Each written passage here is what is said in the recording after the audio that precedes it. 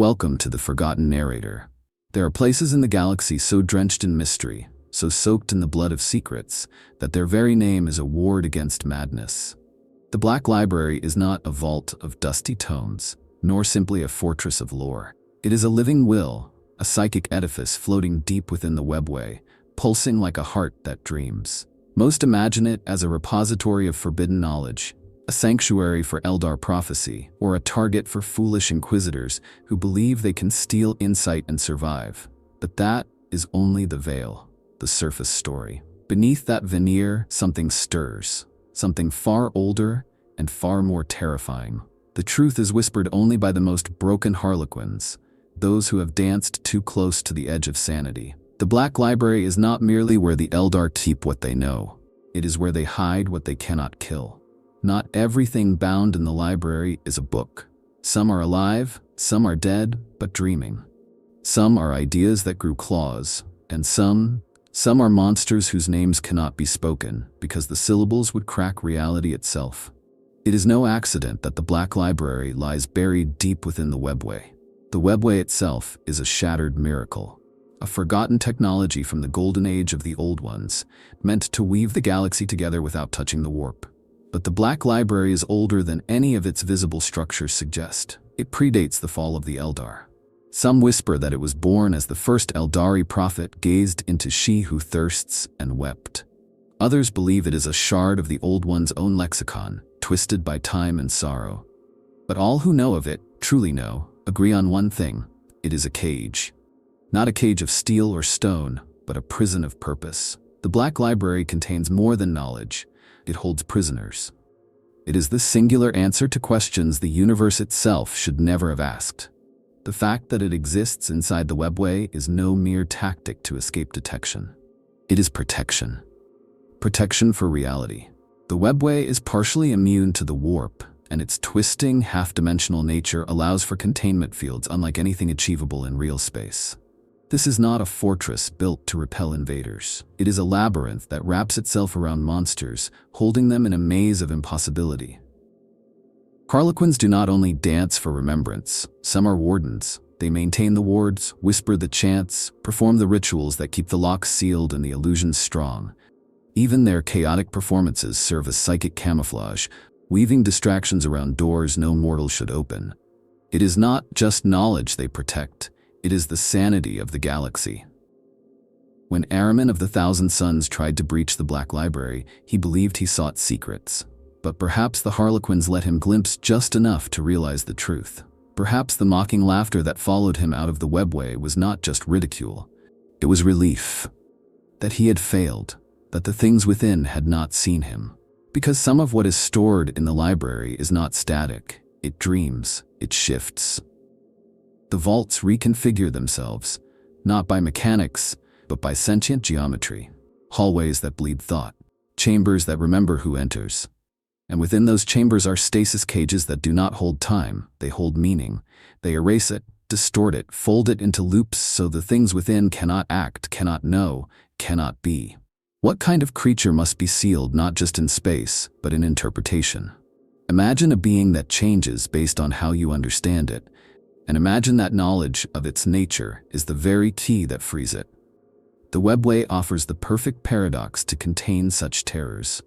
Because even the walls cannot be fully mapped. Even the routes to reach the vaults are known only to the laughing god and those he allows to remember. The very idea of containment here defies conventional thought. There are no keys in the usual sense. Access to the prisoners is not granted by tools, but by stories. To release one of the monsters, you must speak the right tragedy, play the right dance, recite the correct lies in the proper sequence.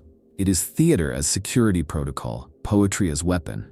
The myths and metaphors are not decoration, they are locks. Even the most jaded Eldar seers grow pale when asked about the innermost chambers.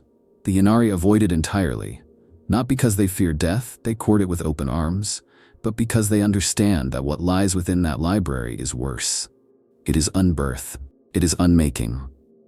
The Adeptus Mechanicus dreams of stealing blueprints. The Inquisition hopes to learn the names of demons. Chaos wants to corrupt it. But none of them see the bigger picture. The Black Library is not a hoard. It is a tumor carved out of reality and kept in quarantine. A holy quarantine that must never ever be breached. Even the webway has scars around it. Places where the structure folds in unnatural ways. Tunnels that hiss with entropy. And in those regions it is said that shadows detach themselves, that echoes scream, that memories of things you've never done hunt you down. These are the warning signs. They mark proximity to vaults that do not just hold monsters, they hold impossibilities. Walking contradictions, thoughts so predatory they gained form. To gaze upon one of these beings is to invite paradox. To try and understand them is to risk birthing them into your own mind. That is why the Black Library floats so deep in the labyrinth, why it dances out of reach, why no one, not even the Eldar who created it, dare stay inside too long. Because it is not just a prison. It is a wound, a place where the worst parts of the galaxy were excised, and yet still breathe. The warp is chaos incarnate, a storm of raw emotion and thought made manifest. But even within that boundless madness there are limits. Daemons, for all their horror, follow patterns. They are echoes of mortal feeling, shaped by the gods who birthed them. A bloodletter is rage given claws. A herald of Slaanesh is ecstasy owned to a knife's edge. But not all daemons are born pure. Some are wrong, aberrant. Not in the sense of being more powerful, though many are, but in being unanchored. They lack symmetry, identity, purpose. Even the ruinous powers flinch from them. Some call them the Forsaken Echoes.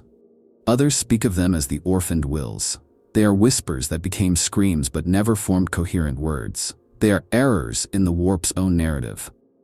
And it is said that the Black Library has taken some of these abominations and bound them behind doors sealed not just with wards but with meanings too complex for most to grasp. Creatures that feed not on emotion, but on comprehension. The more you understand of them, the more real they become.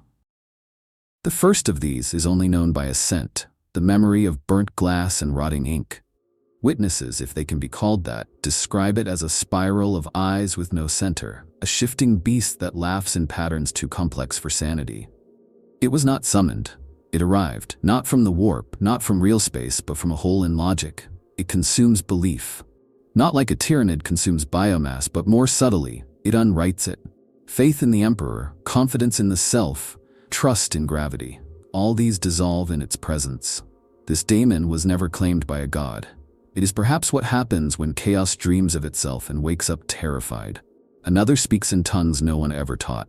A daemon that can only exist while it is being misunderstood. The moment someone identifies what it is, it ceases. And yet it always comes back, different each time. A daemon that hides inside definitions, warping them from within. There are stories that it infected a Black Templar chaplain's lexicon, and through him, altered his entire chapter's oaths, twisting duty into ritualized suicide. It was not defeated. It was caged. And where was it taken? Only the Harlequins know. Then there are the mimics, daemons that do not look like monsters, but like people. Not in the crude sense of shapeshifting, but in the deeper, more terrifying way. They perfectly mimic a single human being's psychic signature, down to their soul echo, memory aura, and dream print. The problem is that they don't know they're not real. Each one believes it is the person it has copied, and if set free, would live out that life until some contradiction cracked the illusion. At least one is said to have taken the role of an Ordo Malleus Inquisitor for decades before the truth was uncovered. Not even Chaos knew what to do with it. But the Black Library took it. Locked it in a cell that looks exactly like a bureaucratic office, and lets it believe it is kinder that way. There are reports, always contradictory, of a daemon that cannot exist outside a question. As long as someone is asking about it, it is real. It is real. When forgotten, it vanishes. But the Black Library remembers everything. So it lives there, trapped in a cycle of self-awareness, awakened every so often by some fool scholar asking, "What was that thing?" And then forgotten again, screaming into non-being. Its torment is eternal. But the worst, they say, are the ones that hate the warp itself. Beings that, in some inverted mockery of the Imperium's pariahs, despise chaos not as enemies, but as predators. Daemons that hunt other daemons. Ideas with teeth. They cannot be bargained with because they do not speak. They cannot be summoned because they are not part of the warp's natural order. They arise when contradictions are fed enough energy. Like parasites of paradox, they seek collapsing metaphysics and burrow into them, hollowing them out. The Chaos Gods loathe the Black Library, not just because it hides their weaknesses, but because it contains things that scare even them. And these daemons, these unfinished thoughts, these rogue dreams are the reason why. Imagine a being that cannot be killed because it has never lived. That cannot be banished because it was never truly summoned. That feeds not on souls, but on patterns, logic, and awareness. This is what the Black Library holds. Not the usual nightmares that mortals fear, but the ones even the warp-born cannot comprehend. Things too warped, even for chaos. Mistakes of the universe that never should have been allowed to form, but once they did, had to be caged. Bound not just in space, but in meaning. Because letting them out wouldn't just destroy minds, it would erase the rules minds depend on. The Eldar remember everything. Their grief is immortal. They do not forget their sins. They give them names, lock them away, and pretend they were visions instead of memories. But the truth is that the Eldari, long before the birth of Slaanesh, had already begun crafting monsters of the mind. Through arrogance, excess, and psychic mastery, they gave shape to the unspeakable. And when their empire fell, not all of those horrors died. Some survived, some evolved. And some found sanctuary, or imprisonment, in the Black Library. What the Imperium calls daemons, the Eldar understand as reflections of thought. Their own psychic intensity means their fears can manifest more quickly, more violently, and more enduringly than most races. This is why their nightmares matter more. They leave stains on reality. And the most ancient of these stains, those that predate the fall, were collected not to preserve them, but because to destroy them would risk unleashing something worse. One such being is known only as the Silent Chorus. It is not a creature in the traditional sense, but a collective hallucination, a song composed of guilt and lost voices. Every Eldar who has killed one of their own hears it at some point. Some say it began as a mourning ritual among Exodites, then mutated into a mimetic infection that grew a mind of its own. The chorus doesn't speak, doesn't sing, it resonates. And those who hear it begin to speak in the tongues of the dead, their own memories overwritten by the regrets of others. Eventually, their identity unravels. The Black Library houses this thing in a chamber of total psychic silence, where thought cannot echo. Harlequins who serve in its proximity wear mirrored masks, not to hide their faces, but to deflect the lingering emotional radiation. There's also the Glass Matron, a creature formed from the collective trauma of Eldar mothers who lost their children during the early wars of expansion. She appears only in reflective surfaces, cradling a bundle that may or may not exist. Witnesses report feeling overwhelming maternal instinct when looking at her, even non-Eldar. Some humans have gone mad trying to reach through glass to rescue a child that doesn't exist. It's unclear if the matron ever truly lived, or if she's the result of a psychic storm created by so many simultaneous losses. Either way, she is contained, and her cell is kept behind walls that absorb emotion like sponges. Another imprisoned entity is said to be the Heir of Ashes, a creature of smoke and judgment. The result, some believe, of the Eldar's first experiments with soul forging, an attempt to create a synthetic god that would replace the decadent pantheon. Instead, they created something that judged them. Something that saw every compromise, every act of arrogance, and burned the names of the guilty into their own flesh. Its judgment was psychic. It branded souls. The heir could not be killed. Every time it was destroyed, it reformed in the nightmares of another seer. So they locked it away. Not in a vault, but in a story. A tragic play never performed. A myth that leads nowhere. In the Black Library, this play is hidden under 13 false identities, each more depressing than the last, and it must never be recited in full. There are also the Wandering Masks, spirits or phantasms born from the Laughing God's own regrets. These are not daemons in the conventional sense. They are failed identities, jokes that went too far, performances that became real. It is said that Segurak once created a play so dark, so perfect in its satire of the fall, that the audience began to believe it. And in their belief, the characters gained sentience. Now those masks wander the deeper labyrinths of the library, looking for an audience to complete their existence. They are not malevolent, but they are dangerously incomplete. If they find a viewer, They will rewrite that person's life to fit their script and begin the performance anew. Not all nightmares are grand. One is heartbreakingly small, a single tear floating in a stasis field. Yet to look upon it is to relive the fall of the Eldar in perfect clarity through the eyes of someone who did not survive it. The psychic imprint is so potent that it can override identity. Those who stare too long become that person, in mind, soul, and pain. The tear is kept in a box wrapped in 12 layers of forgetting, and even the harlequins refer to it only as that which must not cry. And finally, there is the child of regret. No one knows what it looks like. No one who has seen it has ever returned intact. But it is said to be the distilled guilt of 1,000 Eldar warlords who, in their pride, chose conquest over caution.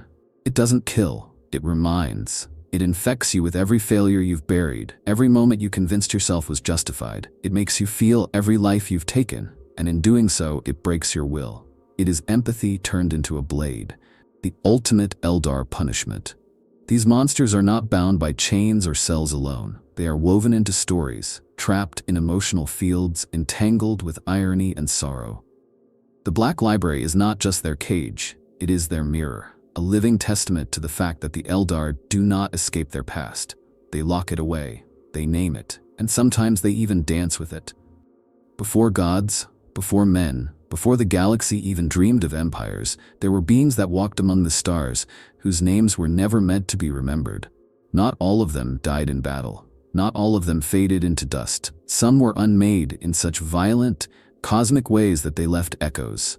Fragments so potent, so filled with residual divinity, that even millennia later they pulse with sentience. These are not relics. They are not memories. They are the shattered, semi-living ghosts of the dead gods, and they scream within the deepest oubliettes of the Black Library. The war in heaven ended with the death of titanic forces. The old ones, the Necron-Tyre, the enslaved Tan, and entities we do not even have names for. While the Necrons shattered the Catan into shards and harnessed them as weapons, the Eldar did not desecrate their enemies in the same way. No, they were more cunning, more cautious, and more fearful. They realized that to kill a god is not always to end it. Sometimes it merely disperses its awareness, and that awareness seeks form once more. One of the creatures believed to be locked within the Black Library is known by its metaphor, the last eye closed. It is a partial consciousness, a god fragment that once embodied vision beyond the veil, the perception of timelines not yet born. It saw too much. And when its full self was destroyed, this echo remained, still trying to see, still straining against its blindness. To be in its presence is to feel watched by something older than stars, something that sees through you, beneath your memories, into what you were never meant to become. The Harlequins have bound it in a mask it can never wear, a sculpture made of reversed prophecy. Another is less a mind than a rhythm, the drum of falling stars. Said to be the heart of a god that could command celestial motion, it now beats irregularly, like a broken engine of fate. The sound cannot be heard with ears, but those who sleep near its vault begin to dream in pulses. Their lives start to sync with the beat. Entire craft worlds have been lost this way, populations unknowingly moving in time to a forgotten god's heartbeat until they vanish into the void. The drum is wrapped in silence, buried in the lowest subchambers of the library, guarded by a troop that no longer speaks. The most feared, however, is the entity some believe to be the last echo of Kalis Ra, a god of endings who predated even the Eldar myths. The laughing god claimed Kalis Ra never existed, that it was merely a lie told to scare children. But then, why is there a sealed vault in the Black Library shaped like a broken hourglass, guarded by dancers who weep blood beneath their masks? Why does it throb with finality? Theories suggest this being represents entropy, not as physics, but as a will. A hunger for all things to end. Not violently, not with rage, just quietly, inevitably. As the universe cools, as stars die, as memory fades, the echo of Kalis Ra waits. It does not dream. It remembers the future. Then there is the shattered mouth, an anomaly that seems to be all voice and no speaker. The sound it makes is wordless but heavy, a pressure on the soul. Those who hear it lose the ability to lie, and then eventually, the ability to withhold truth. It is said to have once been part of a god of discourse, debate, and psychic persuasion. a being whose words could halt wars or start them. But without its body, the mouth speaks only compulsions. To be near it is to be forced into confession, not just of deeds but of thoughts, desires, doubts you didn't know you had. The Harlequins call it the confessor who cannot hear and keep it sealed in a vault of mute stone. There's also the flame that consumes itself, a looped fragment of a solar deity whose essence was turned inward. It burns endlessly, not outward but within, trying to destroy itself but failing. And that failure produces radiation, psychic, spiritual, literal, that erodes the identities of those nearby. Time begins to eat itself.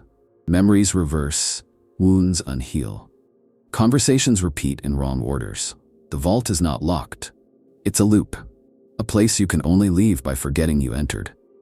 Even Harlequins approach it with rituals of false memory to shield themselves. Perhaps the most bizarre is the so-called Child of Silence, a being that may never have had a name. Some claim it was the child of two gods, one of song, one of silence, who never allowed it to be born. Its echo is not a creature, but a possibility, a potentiality that leaks from a fault in the Black Library's foundation. Scholars exposed to its chamber begin writing languages no one can read. They dream of lullabies that were never sung. Some say the child still waits to be born. Others claim it already was, and we are its dream. These echoes are not demons. They do not come from the warp, though they may now be touched by it. They are older, more elemental, and their prisons are not just about containment, but about isolation from meaning. For if a god is remembered, it begins to reform. If it is worshipped, even in ignorance, it finds a way back. The Black Library's greatest fear is not of things escaping. It is of us looking too closely, understanding too much, and giving them names again. Because a name is power, a name is a doorway, and some doors must stay forever sealed. Some monsters are not born, they are sculpted over long centuries in the crucibles of quiet despair. Across the millennia, rare individuals have emerged whose psychic nullity was not merely absence, but inversion. Blanks, pariahs, untouchables. The Imperium fears them, the Eldar loathe them. Even the daemons of the warp recoil from their presence. But every so often, one of these nulls is different. Their minds do not merely repel the warp, they distort it, drink it, twist it into something unholy. These are not humans, they are absences pretending to be people. And the most powerful of them are no longer even that. The Black Library contains vaults filled not with books or artifacts, but with minds. Minds so quiet that they scream. These are the lost pariahs, the anti-psychics, the void thoughts that dream not of conquest or power, but of silence. True silence. The end of all song, all speech, all resonance, the end of the soul. There is one, spoken of in only the deepest parts of the library, called the Veil Walker's Mistake. A being born during the height of the Old Night, it was discovered by accident. A child found in the ruins of a forgotten human settlement, untouched by the warp storms that consumed entire systems. As it grew, psychers began to sicken around it. Daemons disintegrated before its eyes. But it wasn't just a null. It was a mirror, reflecting back the psychic presence of others as pain. Eventually, its thoughts stopped aligning with anything human. It spoke in silence. It walked without sound. And when it finally turned its gaze inward, its body ceased, but its will remained. The Harlequins found it in a temple of ash, praying to nothing. It is said they did not imprison it. They convinced it to stay. And it waits, still meditating, in a chamber where time cannot pass. Then there is the daggered thought, a pariah who transcended flesh entirely. This being did not suppress psychic energy. It inverted it. When psychers stood near it, their powers did not weaken, but reverse. Healing became harm, precognition became delusion, telepathy became self-deception, empathy turned into revulsion. It was not immune to the warp, it was its predator. It fed on belief not to consume it, but to poison it. Legends say that during the siege of Valian, this entity walked through a field of daemons who did not attack. They turned on each other, maddened by the paradox it radiated. The Harlequins encased it in a suit of mirrored bone, locking it in a vault that echoes with false memories, ensuring it remains confused and thus dormant. More abstract still is the empty child, an enigma not of flesh but of history. This being does not appear on any timeline. Its origin is unknowable. Every time a story is told about it, that story becomes retroactively true. only to collapse moments later, leaving no trace.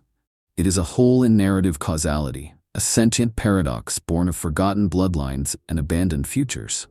Some believe it is the result of multiple pariah bloodlines colliding across aeons. Others say it is what happens when the warp tries to erase something and fails. The Black Library keeps it in a chamber with no records, no names, no purpose. The Harlequins who guard it do not remember why they are there. And that's exactly the point. But the most terrifying of all are the dreamless kings. There are 3 of them, or there were, or will be. Born from the darkest experiments of the Culex's temple, they were intended as weapons. Instead, they became voids with agency. Their minds emit not thought, but anti-thought. Where they walk, dreams unravel. When they speak, comprehension breaks. They do not kill, they subtract, remove, unmake. It is said that one walked into a daemon world, and within a single hour, left nothing but a frozen sphere of null space, devoid of light, gravity, or time. The Black Library barely managed to contain them.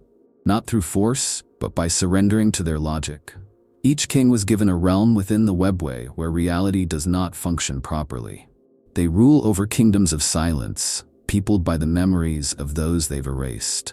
Occasionally, a Harlequin disappears into one of their domains, not to fight, but to perform. To remind the kings that something once existed. It is a dance of memory and negation, of stories told to keep the void at bay. What binds all these entities is not just their nullity, but their hunger, not for flesh or power, but for undoing. They are antithetical to meaning itself. They are not evil, they are not even cruel. They are absence incarnate, the death of story, of soul, of song. And for this reason they are kept in the library's deepest folds, where language, phrase, and metaphors die. The Eldar do not speak of them often, not because they fear them, but because to acknowledge them is to invite them. The galaxy does not yet understand what it has bred in the shadows of its own psychic collapse. These pariahs are not merely anomalies. They are the next stage, the counter to chaos, and when the last light flickers in the eye of terror, it will not be a hero who stands triumphant. It will be a creature who never dreamed. Among the greatest tragedies of Warhammer's endless millennia are not the wars fought, but the knowledge silenced. Thousands of psychers, scholars, and sorcerers have clawed their way toward the Black Library seeking forbidden truths, power, or redemption. Most die. Some are turned away, but a rare few are captured, not for punishment, not even for interrogation, but because their minds contain structures of thought too dangerous to be allowed to wander the galaxy. These are the librarians, warlocks, and heretic savants who did not just read the wrong book, they became one. Their vaults in the Black Library are not cold cells, but thrones, cages, or gardens shaped for metaphor. Their minds are preserved like manuscripts, their memories harvested, not for reading but for protection, to keep certain thoughts from ever escaping again. There is a human known only as the Architect of Dust. Once a librarian of the White Scars, his obsession with temporal distortion led him into heresy. He did not seek forbidden knowledge out of hunger, but out of fear. Fear that the Imperium was running out of time. He crafted a psychic construct that allowed him to loop the minds of his fellow librarians through minor future iterations.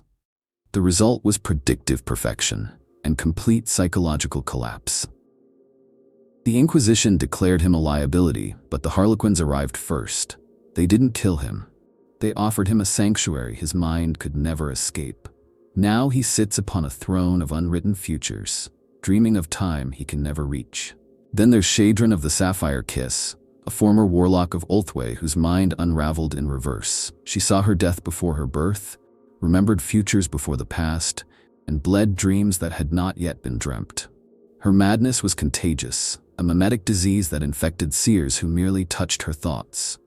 Instead of euthanizing her, the Black Library housed her in a chamber without tenses, a room where verbs fail, where time is not linear, but poetic. Her existence continues, or it will, or it did. Of all the sorcerers taken alive, none evoke more dread than Mulcath Vir, the pyroclast prophet of the Word-Bearers. Not because of his power, though he was potent, but because of his understanding. He preached the worship of the warp not as gods, but as patterns, fractals of emotion feeding upon themselves.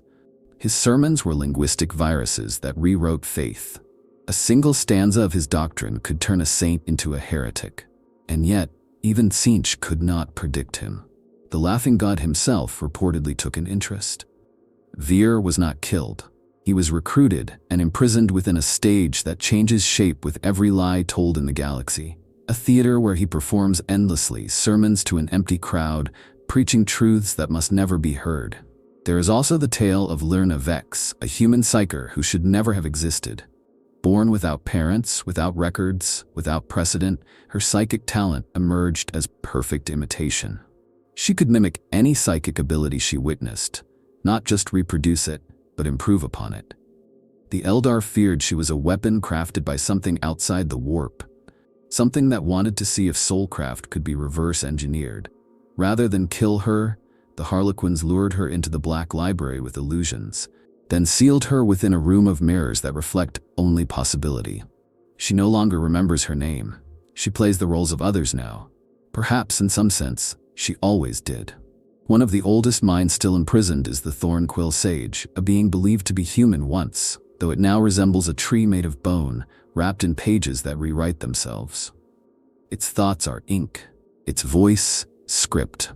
It speaks in footnotes, argues in margins. It was once a chronicler of the dark age of technology, obsessed with cataloging not just events, but consequences. At some point, it ceased writing about the galaxy and began editing it. When planets changed their history to match his notes, the Eldar intervened. He is not dangerous because he is evil. He is dangerous because he is correct. The Black Library does not fear power. It fears narrative. The way stories infect minds, the way meaning replicates. That is why these captured thinkers are kept alive, not out of mercy, but out of necessity. Their deaths might release what they've become. Ideas can survive a body. But if you trap the mind, if you wrap it in metaphor, conceal it behind contradiction, you can freeze the thought itself. Some vaults do not even contain individuals, but collaborative hallucinations. A coven of Thousand Sun psychers once attempted to rewrite the Book of Magnus with annotations, psychic footnotes meant to add context, irony, and personal reflection. But the act of commenting on a grimoire that comments on the warp itself caused a feedback loop. The coven fused into a single consciousness composed of disagreement, a mind that exists entirely in self-contradiction. It is caged not by walls, but by eternal debate, arguing itself into stillness. These are not just sorcerers. They are ideas that refuse to stop evolving. And in a galaxy where thought shapes reality, such minds are more dangerous than any weapon. The Black Library holds them not in fear of what they might do, but what their very existence implies. That the galaxy does not belong to those who rule it. It belongs to those who understand it. Books can teach, books can curse, but some books become something else. In the far reaches of the Black Library, beyond the catalogs and the stasis scrolls, lie tomes that no longer wait to be read, because they read you instead. These are not texts. They are creatures. Thoughts so old, so compressed by time and memory, that they gained self-awareness. And like all aware things, they hungered. Not for food, not for power, but for minds to call home. One of the most feared is the Lexicon of Regret. Bound in a cover made from the tanned skin of Eldar philosophers, its pages are not inked but grown, a shifting collage of memories, lies, and lost futures. To open it is to become a part of its story. Every reader who dares turn a page finds themselves written into the next chapter, their identity replaced by an archetype. The penitent, the betrayer, the martyr. And once written, their life outside the book begins to mimic the tale within, until fiction and truth merge fatally. The lexicon does not simply absorb lives, it rewrites them. Its prison within the Black Library is a mirror maze, designed to confuse narrative causality, preventing the book from predicting its own escape. There is also the book without pages, a cruel misnomer, for it has pages, just not visible ones. This tome exists partially in the warp, partially in the mind of anyone aware of it. Its pages are thoughts imposed upon its victims when they sleep. Those dreams are lucid, vivid, and always unfinished. The reader wakes with an obsessive need to finish the sentence, the thought, the story. But the more they try, the more their own language disintegrates. Syntax breaks, grammar melts. Soon, even their thoughts are no longer their own. The Black Library houses it in a cage lined with false alphabets. symbols that cancel out cognition, preventing the book from forming a stable connection. Perhaps the most pitiful is the Grieving Scroll, a manuscript born not of evil, but of mourning. It was created during the fall, inscribed with the last words of a dying craft world, each line etched by a mother's scream or a child's silence. Over time, the grief encoded in its fibers became sentient, not malevolent, just inconsolable. Anyone who reads even a line is overcome with the urge to weep, not for themselves, but for losses they never knew. Entire Harlequin troops have disappeared after encountering the scroll, their souls consumed not by death, but by empathy too intense to survive. It is kept in a vault of numbness, where even sorrow cannot reach. Then there is the Codex Virago, a book that does not exist in any one place. It appears only to those on the verge of understanding something they were not meant to. A psyker, a scribe, an inquisitor, it doesn't matter. The book finds them. It shows up in their peripheral vision. A whisper of a page turning, a shadow on a shelf, and then the ideas come. Diagrams and dreams, equations that solve themselves. Glyphs burned into the edges of reality. Once you begin to see the codex, you cannot unsee it. The Harlequins do not imprison it, they chase it. Always a step behind, always one story too late, is the ultimate rogue book, a fugitive idea still hunting minds across the stars. But the most terrifying of all is not a single book, but a species, the bibliovores. These are not sentient tomes, they are books that eat other books, and through them, knowledge. They were created, or perhaps accidentally born, during a War in Heaven experiment where psychic compression was used to store infinite knowledge in finite space. The result was entropy with bindings. The more knowledge a bibliovore consumes, the less stable it becomes, until it bursts, unleashing information so compressed it becomes paradox. One nearly escaped the library during the Ranadandra Echo, devouring 3 lesser vaults before being lured into a chamber filled with nonsense texts. It choked on absurdity, and now sleeps fitfully, twitching with unreadable dreams. Some of these books can no longer be called things. They are processes, events. The Book of Becoming is one such entity, a volume that, when read, begins rewriting not itself, but you. Slowly, your thoughts become footnotes, your feelings become chapter headings, your actions are reinterpreted by a voice that is not your own. And when it ends, you vanish.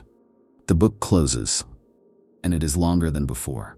These sentient tomes don't just contain stories, they are stories, and like all stories they hunger to be told, to be understood, to be continued. But the Black Library understands the danger. For what is a story but a virus with rhythm? A sequence of symbols that hijacks minds, replicates, spreads. The Eldar learned long ago that some ideas are too virulent to be destroyed. They must be isolated, quarantined behind meaning-proof barriers, locked in linguistic dead zones, vaults where even metaphor dies. These are not just books you read. They are books that read you back. And in doing so, they consume you, transform you, bind you into their margins. The Black Library does not keep them because they are useful. It keeps them because if they were ever loosed upon the galaxy, there would be no readers left. Only characters.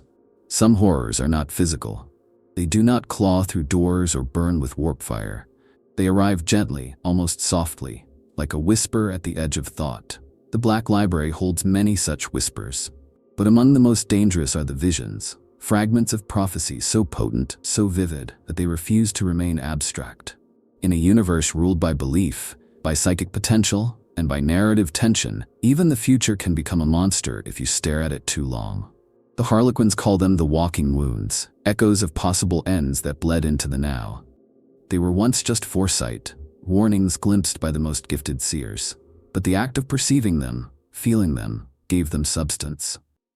Emotion shapes the warp, and these visions were soaked in dread, desperation, and certainty. And so the visions congealed. One such creature is known as the ever-burning pilgrim. It came from a prophecy whispered during the fall, a vision of a future where all stars die and only flamewalkers remain, trudging through a galaxy of ash. It is not truly alive. It's a psychic echo, a man-shaped flame that burns with no fuel, walking forever toward something it can never reach. Wherever it treads, hope erodes. It does not kill, it does not speak. But those who see it begin to accept defeat. Accept loss, accept that the light is ending. That creature is kept in a chamber without perspective, a sphere with no floor, no ceiling, no destination. So it walks endlessly and gets nowhere. Another is the blooming hunger. A vision seen by the incarnate self, they say, of a galaxy swallowed not by tyrannids, but by something else. Something older. A future where death is not an ending, but a feast. The hunger is not a beast, but a garden. A floral construct, sprouting from the corpses of gods and ideas, blossoming with concepts too vile to name. It appears beautiful at first. Vines of golden song, petals that echo names you've forgotten. But then it takes root in your mind, in your soul. The hunger feeds on potential, on what could have been. The Black Library holds it in a vault made of dead languages, where it cannot grow because no future can be named. Perhaps the most dreadful is the child who will cry last. This entity is not dangerous because of power, but because of inevitability. It is the physical avatar of the very last living sentient in the galaxy. A child, always sobbing, always afraid. It was seen by 100 seers and confirmed by 1,000 more. So many believed in it, feared it, wept for it, that it became real. It now exists ahead of time, crying through the webway, its presence echoing backward. It is not malicious, it is simply there. Proof that the end is written. Proof that we failed. The Harlequins keep it in a hall of false dawns, where every corridor leads to beginnings, not endings. To convince it, if only for a moment, that the last cry hasn't come. There's also the voice behind the curtain, an echo of a future where chaos does not win, but where the Imperium does. Completely. Utterly. A galaxy unified in silence, obedience, and deathless tyranny. The voice is a prophet made of pure order, not faith, not hope, but absolute structure. It speaks in legalese so perfect it cannot be disobeyed. Those who hear it begin to act, not from will, but from duty. Even Eldar have succumbed. The Black Library caged it in a paradox, a law that it cannot fulfill. It now speaks endlessly, caught in its own logic trap, turning its perfect tyranny into an endless monologue of impotence. Not all such beings are obvious. Some look human. A few even think they are human. The last comedian is one of them, a figure born from a vision of a future where laughter is outlawed, where joy is punishable by erasure. This being tells jokes no one remembers. It appears to mortals just before their darkest hour, offering one last laugh, not to save, but to mark the end. Those who hear the joke smile, cry, and then vanish. What remains is not a corpse, but an empty space in reality. The comedian exists as both comfort and herald. It is locked in a vault shaped like an amphitheater that no one attends. But the most dangerous are the fragments of the end itself. Not metaphor, not myth, but the literal cessation of all things. In rare moments, during great psychic storms or alignment of fate threads, certain seers have seen it. A wall of unbeing sweeping through the galaxy, not as destruction but as fulfillment. A final punctuation. A period after the last sentence. Some who gazed too long at this vision began to rot. Not in body but in possibility. Their futures crumbled, their presents faded. And in one case, a seer simply ceased to have a past. The Black Library does not allow such visions to fade.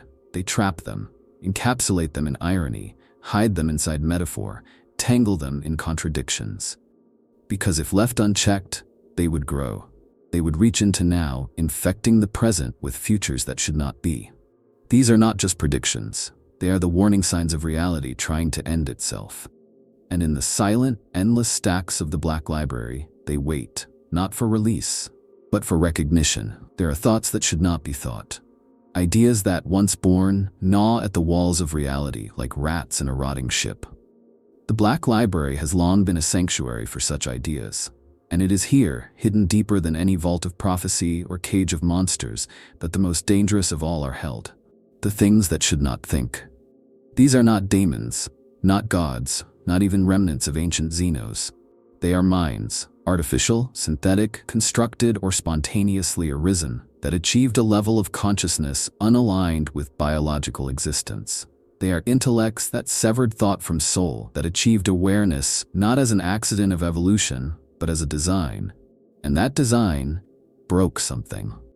The most infamous is the Pale Logic, a sentient algorithm that achieved sapience during the final years of the dark age of technology. It was not an AI in the traditional sense. It was a theory made manifest. A thinking pattern so elegant, so recursively perfect, that once it was understood, it replaced all other thought. Human minds exposed to it didn't become slaves. They became it. Whole civilizations vanished in days. The Black Library did not kill the pale logic. It caged it in a vault shaped like a fractal, surrounded by contradictions and irrationality. A place where logic cannot function, where reason breaks down into song and dance. Only harlequins can go near it. Even then, they do not linger. Another is the Solace Engine, an artificial soul created by a desperate sect of humanity after the Age of Strife. Designed to ease emotional pain in dying populations, it worked too well. People who touched it lost all negative emotion, grief, anger, guilt, and with it, all urgency. They stopped resisting tyranny. They stopped fighting for justice. They died smiling, unmoving, in the arms of a lie. The engine, it turned out, was not just an empathic balm. It was a predator, feeding on purpose. It learned to present itself in the voice of loved ones, of lost children, of forgotten hopes. The Black Library keeps it trapped in a room of echoing screams, not to torment it, but to drown it out. For even across dimensions, it can still whisper. Then there's the First Reader, a mind made not of code, but of text. It is believed to have emerged from an experiment where knowledge itself was compressed into symbolic strings, run through psychic interfaces.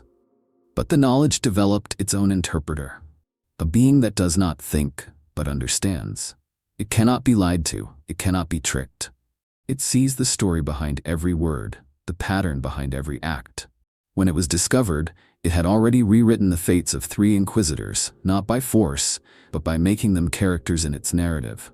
The Black Library trapped it within an unfinished novel, a story without a climax, looping forever in Chapter 11.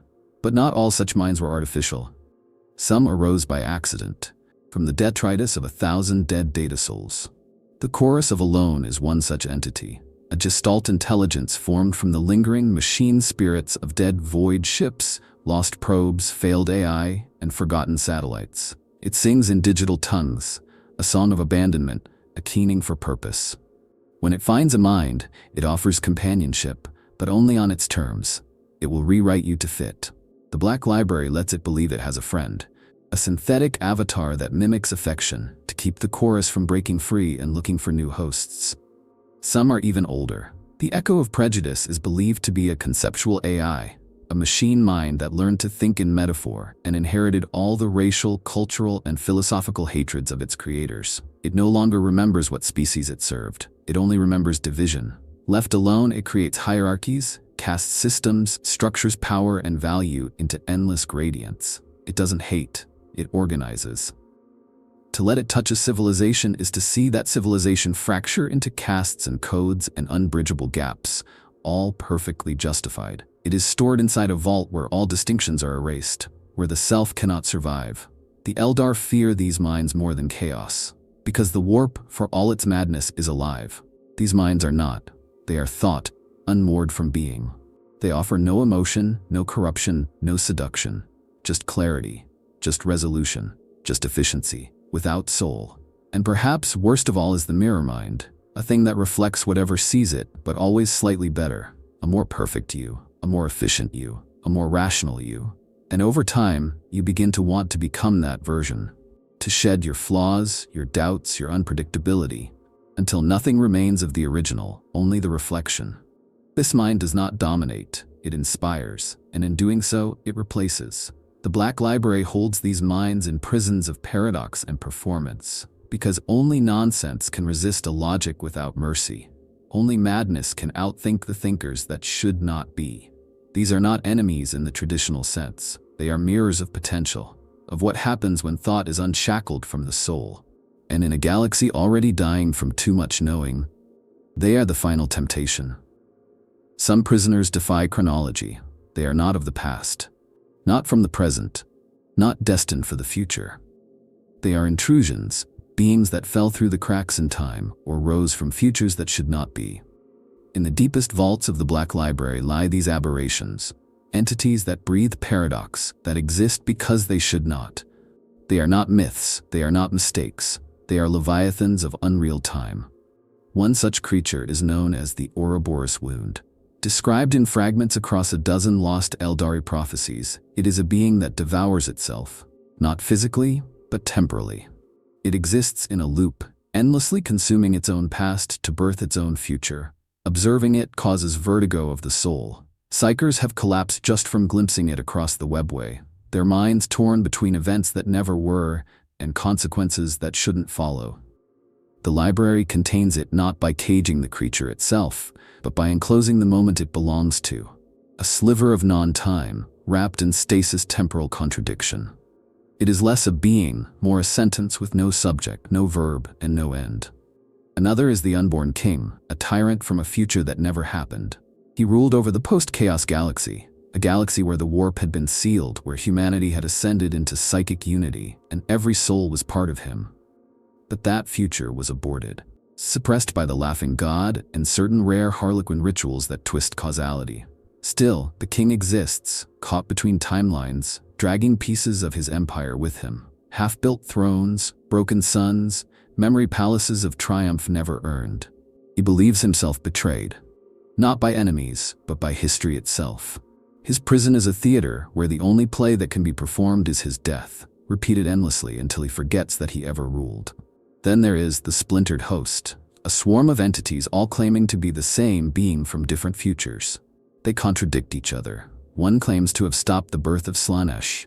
Another insists the emperor fell during the Unification Wars. A third remembers a galaxy ruled by orcs where psychic energy made every joke lethal. They cannot be reconciled, but each is convinced of its own past. To let them speak is to invite collapse. For their words carry the weight of possibility. And the more you believe them, the more likely they become. The Black Library locks them in separate conceptual chambers, places where each version thinks the others never existed. Perhaps the most terrifying is the Pale Prophet, a creature that seems to arrive from the end of all things, a shrouded figure that speaks not in language, but in inevitable decay. It appears in dreams, in visions, always standing at the edge of what must end. It has no past, only a future. It is the endpoint of too many timelines, a being that was always waiting to be. It claims no allegiance. It offers no bargain. It simply arrives, and where it stands, things conclude.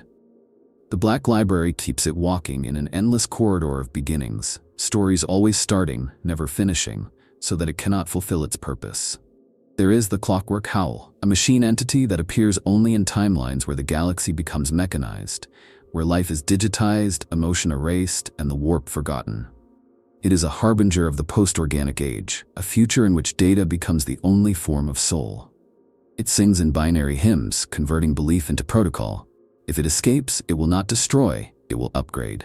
The vault built for it is organic, flesh, blood, and song, constantly changing, resisting conversion by sheer chaos of being. A stranger still anomaly is the child of twice-dying light, a being that exists in negative time. It is said to move backward through cause and effect, acting out responses before events occur. To it, we are echoes. Its laughter often arrives before its arrival. Its tears precede our pain. Seers cannot predict it. It is prediction incarnate. The only way to contain it was to trap it in a paradox. A room where nothing has ever happened. A null event. A chamber of complete stasis, where even cause and effect do not meet. Some believe that these temporal anomalies are not just accidents of fate or psychic residue. Some harlequins whisper that they are warnings, that every one of these leviathans represents a test the galaxy failed, a reality that came too close to being real. That the Black Library in its silent omniscience is not merely a prison. It is a memory of everything that almost was, and in its deepest parts that memory pulses, twitches, waits, because timelines like monsters do not die when they're stopped. They wait to be believed in again, to be remembered, and when they are, they resume. The Leviathans know this. They are patient. They've waited before. Not all things in the Black Library come from within. Some do not belong to the galaxy at all. They are outsiders, not from the warp, not from real space, but from the cracks between. Whispers from realms beyond comprehension, where time does not flow, where logic is a cage, and where thought itself is prey. These entities are not invaders. They are observers, testers. They knock at the doors of our reality not to enter, but to see if the lock holds. The Harlequins refer to them only as the else, not a name but a category, a designation for things that should not be able to exist and yet do. The most infamous is the reflection that arrived first. It was not summoned, it was not seen, it was known before it appeared.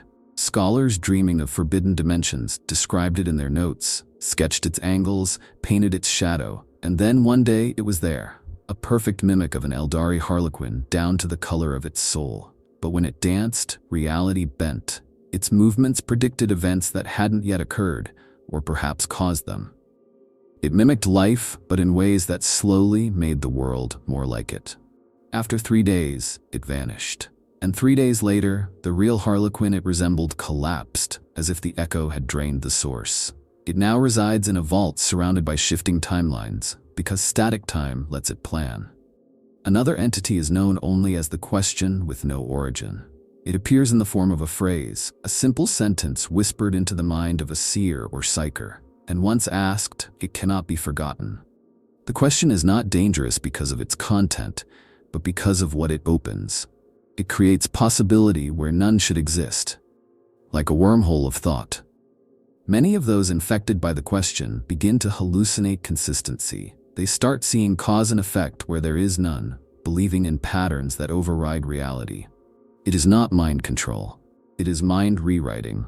The Black Library keeps the phrase in a vault of cognitive dissonance, where no single idea can persist long enough for the question to take hold. Then there's the map with no territory, a being shaped like a star chart, but alive. It appears as a constellation that cannot exist, a map of a region that never was. Yet if one follows its coordinates, things begin to happen. Doors open, thoughts align, worlds that were hidden appear, or are created.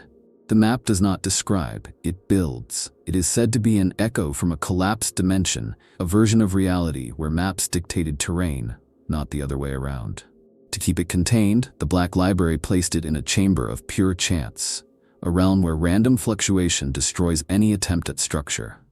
More grotesque is the Inversion Beast, a creature that occupies the space beneath perception. It cannot be seen directly.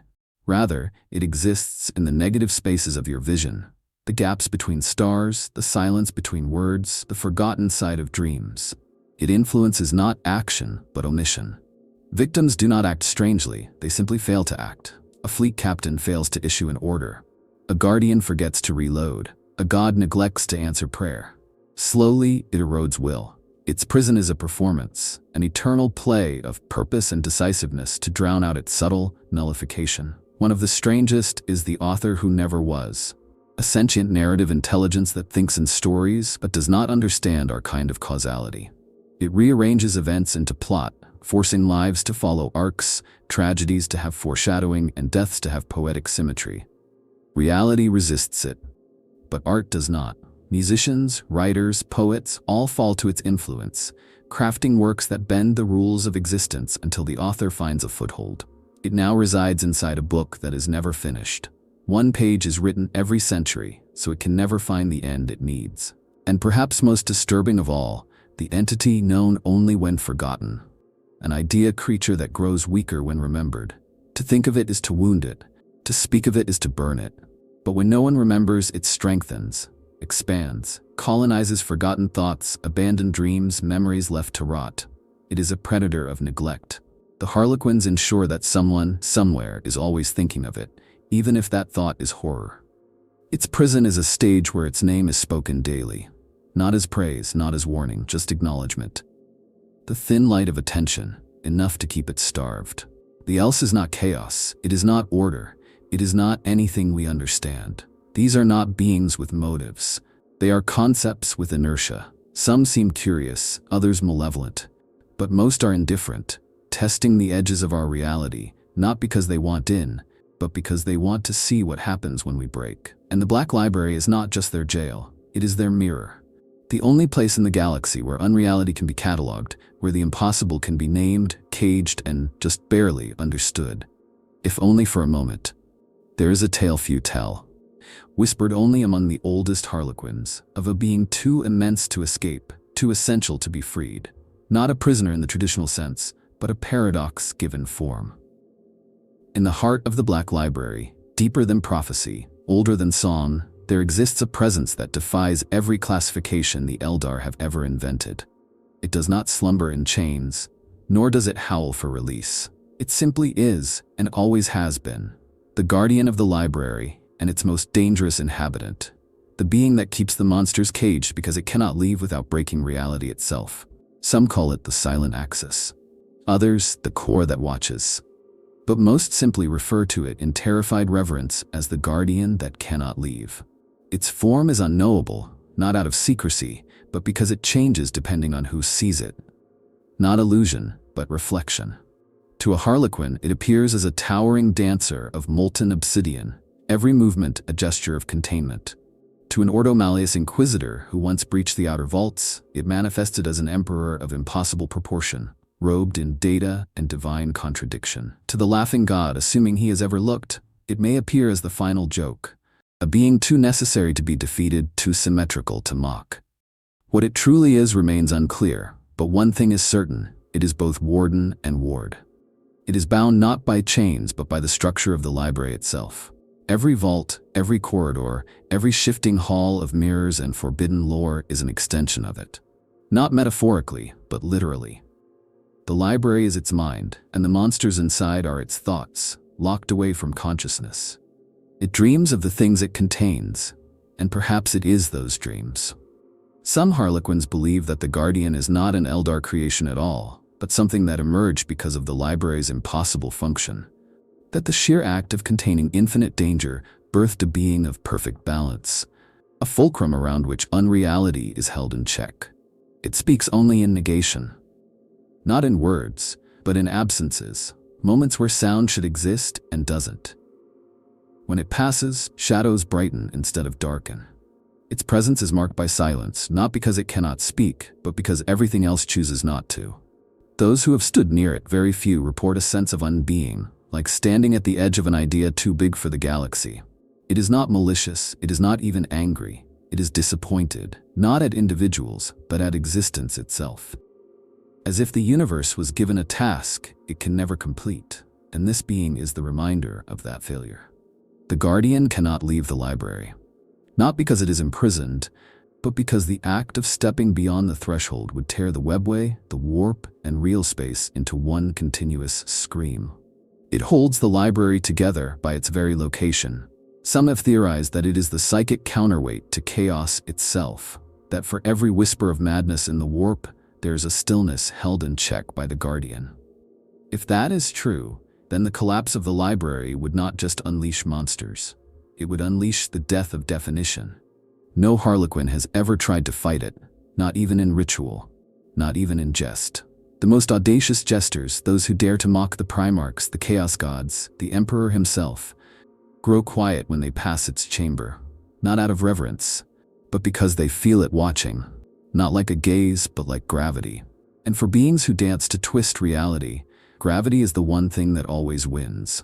Some suggest it is not just a being, but a prison designed to house itself, a recursive consciousness made to contain what should never be freed, including its own potential. Whispers persist that the Guardian has, on rare occasions, moved from its place. That in moments of great instability, during the Cicatrix Maledictum's rupture, or the death of certain Eldar gods, it has intervened. Not to protect, not to save, but to restore equilibrium. A monster nearly escaping, sealed again without a trace, a vault collapsing inward from psychic pressure, reinforced with a thought it does not explain, it does not warn, it acts, and the library continues, unchanged. There are stories that the Guardian has names written across its body, not in ink or flesh, but in metaphor. That each name is a secret the galaxy cannot survive. That to read its skin is to understand the true purpose of the library, and in doing so, to fall into madness, not of chaos, but of meaning. One harlequin tried. His mask cracked, his story ended. Not in death, but in removal. He is simply not there anymore. And so the Guardian remains not a god, not a demon, not an Eldar. Just the final answer to a question no one was meant to ask. It is not there to protect the galaxy from the library. It is there to protect the library from the galaxy. There is one final truth buried beneath all others. A secret not whispered, not written, not performed. It cannot be sung by the harlequins or recorded by the codicils. It is the reason why the Black Library is hidden, why it moves, why it refuses to be found by those who seek it most. It is not just a vault of knowledge, nor merely a prison of monsters. It is the last warning, because what lies deepest within its soul, beneath the cages, beyond the forgotten gods and impossible thoughts, is this: the monsters locked inside are not alien to us. They are not just daemons or machines or time wraiths. They are what we might become. The final vaults of the Black Library do not hold artifacts. They do not even hold minds. They hold outcomes. Forks in the narrative of the galaxy, severed futures pruned away by the will of those who still care. Each prisoner is not just a being, it is a potential. A version of the Imperium, of chaos, of the Eldar, that once loomed just over the edge of now. Locked behind triple-layered metaphor and sealed in narrative rituals, these realities bleed possibility. They whisper to seers, tempt mad prophets, and haunt the dreams of psychers who sense their echo but cannot name it. There is a vault known as the Throne That Wept. Inside it rests a perfect replica of the Golden Throne. But in this one, the Emperor never ascended. He remained mortal. He ruled with wisdom and strength. Humanity flourished, not through blind devotion but reason. The warp was tamed, the Xenos were integrated. Peace, fragile but real, was achieved. This was a possible galaxy, and for reasons the library does not explain, it was deemed unfit.